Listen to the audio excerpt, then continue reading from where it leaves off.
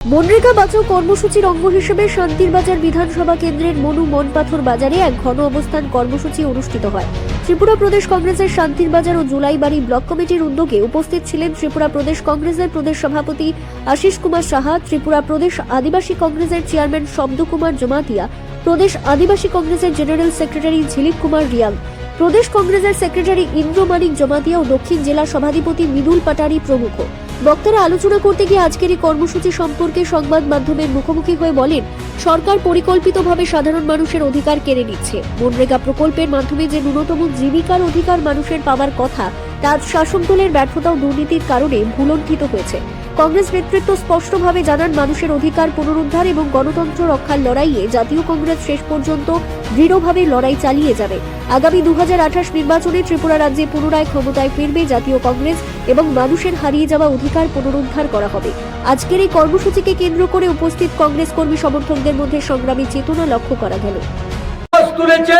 আজকে এই রাস্তার ধারে দাঁড়িয়ে শান্তির বাজার বাসীর কাছে আমরা আবেদন করতে চাই, আজকের যে আন্দোলন, এটা শুধু কংগ্রেস দলের জন্য আন্দোলন নয়।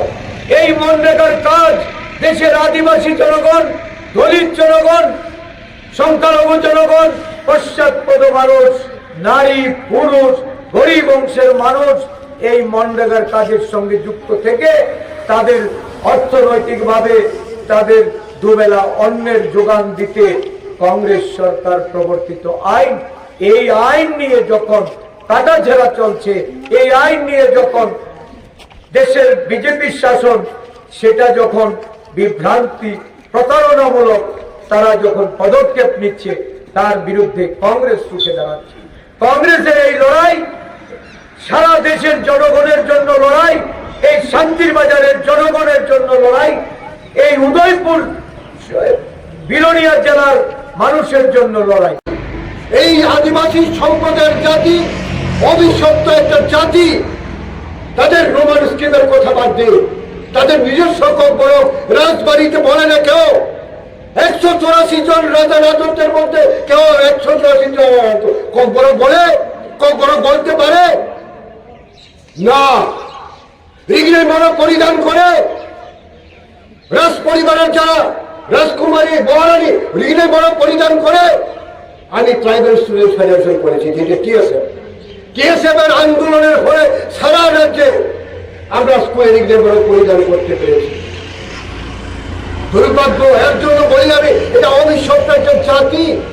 এই অভিশপ্ত জাতি তাদের কক বড় বলতে বলে না এই রাজপ্রসাদে, এবং রিগনের বড় পরিধান করে না যিনি আজকে ত্রিপুরা মোর্চার সুপ্রিমো, তিনিও কক বড় বলতে পারেন না। দুর্ভাগ্যের বিষয় আমাকে বলতে হয়, কেরালা থেকে একজন পাদ্রী আছে,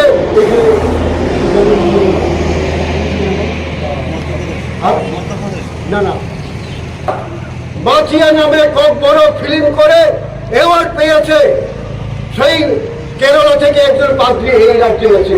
অথচ আমার রাজ পরিবারের ভদ্রলোক কক বড় বলতে পারে না।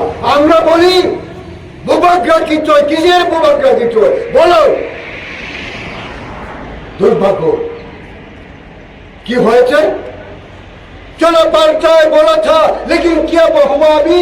चलो थोकाए कौन बोला था? महाराज प्रद्युत किशोर देव बर्मन चलो थोकाए बोला था, लेकिन वो चलो थोकाए के साथ 2023 के बाद मिनिस्ट्री में चला गया।